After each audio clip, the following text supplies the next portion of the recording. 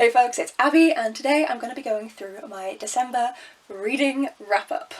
I managed to get through a little less than previous months, but a decent stack of books, so let's dive into the stats. This month I read 4,132 pages across 12 books. I listened to 21 hours of audiobooking. My longest book was Bitterblue by Kristin Cashore. That comes in at 563 pages. Then for my oldest book, the actual oldest book I read this month was from 1843, and that is A Christmas Carol. But I reread this every December, so I thought I'd look at the next oldest, and that is from 1854, and that is Hard Times, both by Charles Dickens. In terms of the genres, I read 2 mystery books, 2 classics, 2 non-fiction, and 6 fantasy books. For the nationality of the authors, I read 1 book by a Scottish author, 1 by an Emirati author, 5 by Americans, and 5 by English authors. And for the format that I read the books in, I read 2 via audiobook, 2 via paperback, 3 mixed media. This one was audio, and hardback. These 2 were ebook and physical book, and 5 ebooks. Now onto the books themselves. The first book I read this month was Wintersmith by Terry Pratchett. This is one of the Tiffany Aching books, and I had a fantastic time with this book. These books are just so much more fun than I was expecting them to be.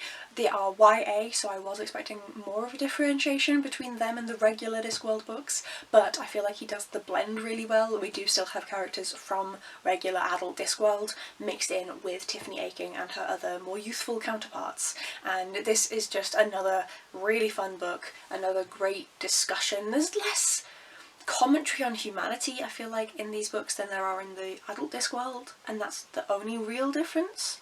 So if you're still wanting a bit more from the Discworld universe, you may as well give them a shot. Then next up, a non-fiction, and that was Why We Drink Too Much by Dr. Charles Knowles, The Hidden Science of Just One More. I thought this was going to be really interesting to read in December because it's a time where Brits tend to drink even more to excess than we usually do.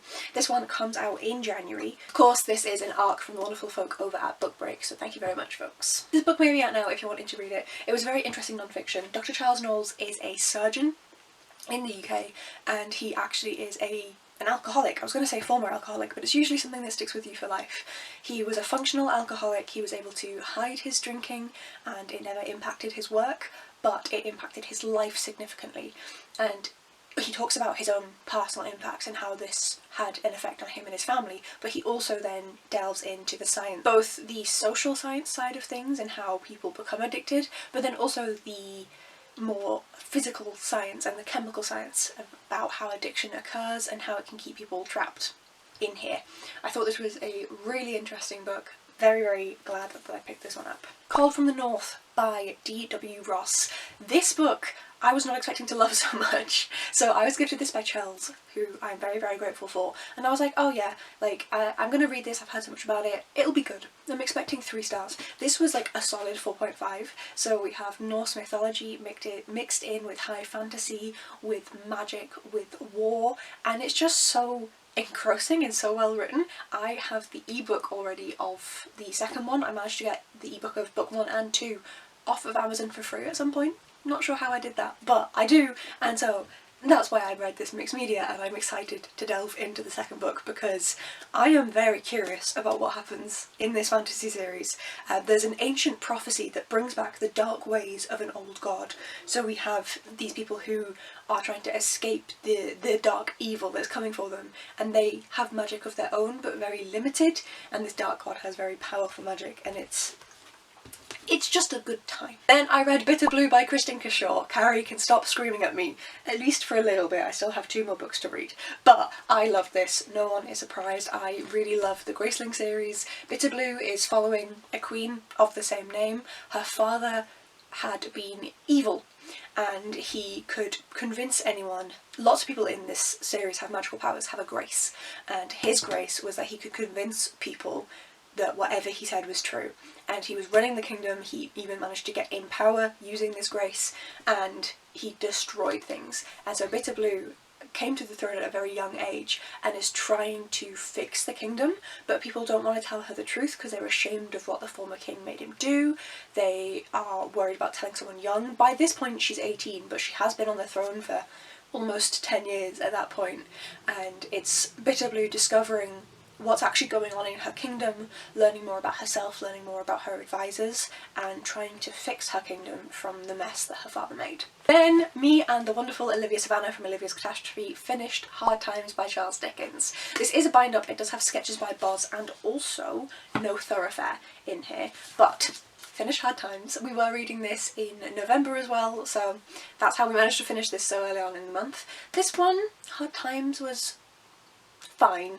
I'm gonna say fine. This is set in Preston, which is why I wanted to pick it up, as I went and did my undergrad degree there. It is set in a northern factory town, although it's called Coketown in the book, and we follow the rich men who run this town, their daughters, how they choose to educate. We follow an orphan girl who was abandoned, and we also follow some people who work in the factories. We never go into them, but it's all about how their lives impact on one of the richer families, and I enjoyed it. Me and Olivia had in-depth discussions about so many different characters, and I'm glad that we read it, but it's not my favourite Dickens. Next up, I read The Burning Library by Gilly Macmillan. This was sent to me by the wonderful folks over at Baskerville, and this is another book that is released in January, so you can get this now, I do believe, and this was a really interesting mystery book. So there are two societies in, I say this world, it's set in our world, but fiction. So there are two societies of women. One of them is a very feminist society and think that women should hold these jobs on their own and try and influence the world through their own power. The other society is very patriarchal and thinks that women should influence the world by influencing their husbands and using the male power that they are adjacent to, husbands, fathers, etc., and use that to influence the direction of the world.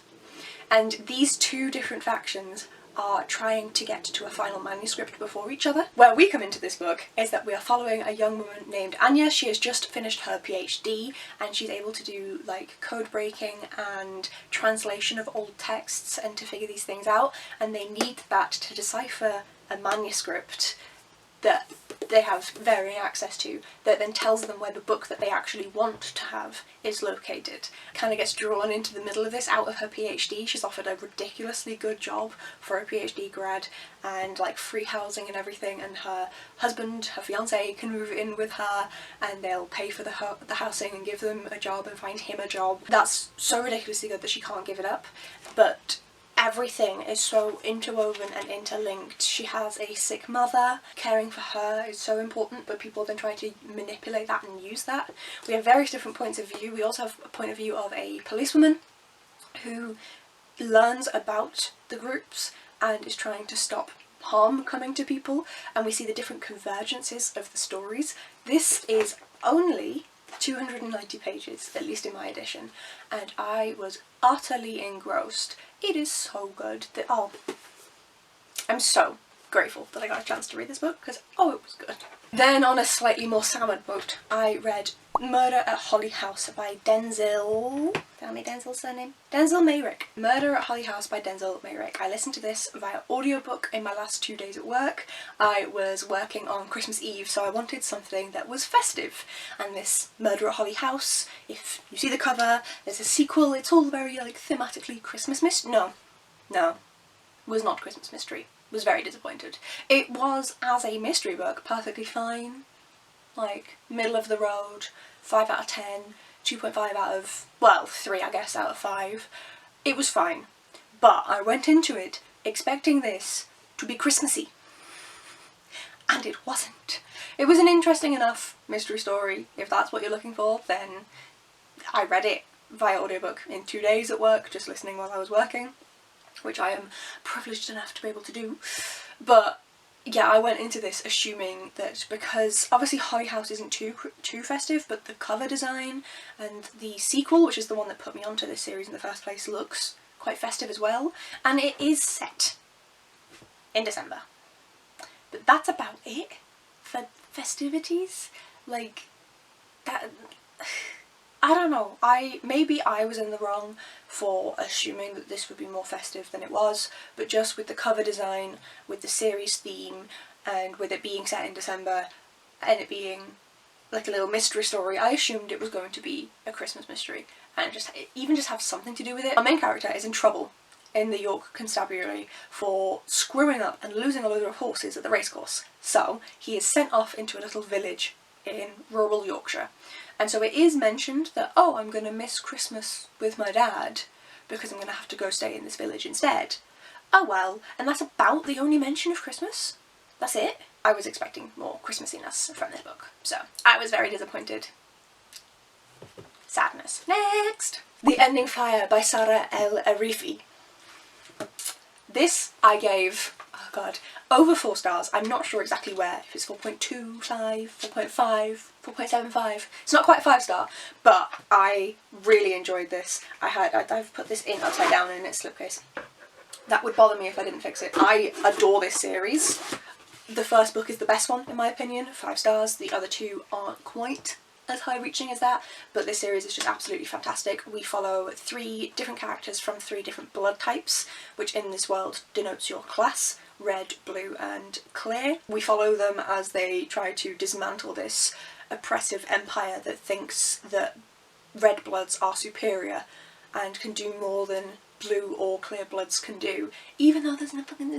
And it has discussions on fat phobia, on addiction, on colonisation, on enslavement, on fucking everything. And I just really, really enjoy this series so much. I love Saara El-Arifi's writing, and this is just so beautiful. Obviously I don't want to spoil anything for the final book. I will say that there was one section with, I told you the 3 types of characters that we followed. The girl with blue blood, her section in this, whilst it was very realistic, I didn't really enjoy it, and there was not enough resistance when she changed near the end. There was an alteration in her near the end of the book, and I feel like there should have been more resistance there. Not that I wanted more resistance, but there should have been narratively. So I can see why it's not perfect, but I still really enjoyed the series. I had a fantastic time with it. I highly, highly recommend the Ending Fire series. The first book is The Final Strife. Then I read Are You Mad at Me by an author that I can't remember the name of because this was an ebook, Meg Josephson. And this is a non-fiction all about people-pleasing, fawning, and this trauma response that people often have, and how it can impact them, and how you can work through it. And so this, for me, was very interesting. I tried to apply things from it whilst I was reading it. I thought it was very interesting that Josephson says in the book that you're probably going to stop applying all of these as soon as you stop reading this book. I'm like, yeah, and yeah, that's true. But it was a really interesting look into the psychology of how people end up coming to this trauma response, and how this can be overcome and the difficulties that it can present, and how it impacts people, primarily women, but people overall, in various different environments, like the work environment, friendships, relationships. And this was just a really well written book, really interesting, useful for both those who have this trauma response, but also just regular people to kind of understand more why this is happening, because it can come across as annoying to those who deal with it on a frequent basis, and to kind of understand more why this is occurring and the mentality behind it is really helpful to then kind of get why someone's doing what they're doing. Then I did my yearly reread of A Christmas Carol. This one was very different to all the other rereads. So for the first time ever, my partner came to my parents' house for Christmas and all 4 of us were there, and it is the best adult Christmas I have ever had in my life. However, it did mean that I didn't have much time to read A Christmas Carol, because usually I end up scooting off on my own and like hiding in a corner essentially and reading my 50 pages, which takes like half an hour. But I was actually with people, because I couldn't exactly just be like, goodbye boyfriend, have fun with my dad. I was like sat in front of the TV reading this while like Home Alone was on, and so it was a very different reading experience to normal, and I still enjoyed it, I still loved it, but yeah, it wasn't as engrossing as it usually is, which was a pity, but I still got to reread it and I know the story well enough by now, so it's all good. Then my next read was Brigands and Breadknives by Baldree. This is the most recent of his books in the Legends and Latte series. I read something in Bone Dust.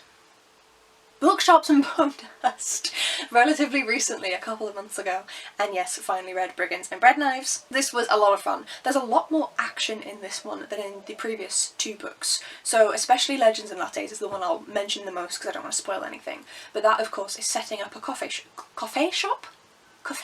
So this is all about kind of being after that period of, because the main character in this book, she was like, I don't know what to call her, not an assassin, adventuring, a barbarian, and she kind of hangs up her barbarian sword and goes into this coffee shop instead, whereas instead the person that we're following actually goes from a peaceful little bookshop having life into adventure, and I thought that was very, very interesting to see how that can have a similar sort of finding yourself moment for someone, going in the opposite direction to what all of these other cozy books go in. So I thought that was really unique and really well done, and I really liked it. I had a fantastic time with this book. I was blasting through it, and I'm very glad I picked it up. And then finally is Enchanting the Fae Queen by Stephanie Burgess, is enemies to lovers, and I think that it's done really well. So this is the second book in a series. The first one is Wooing the Witch Queen, and I am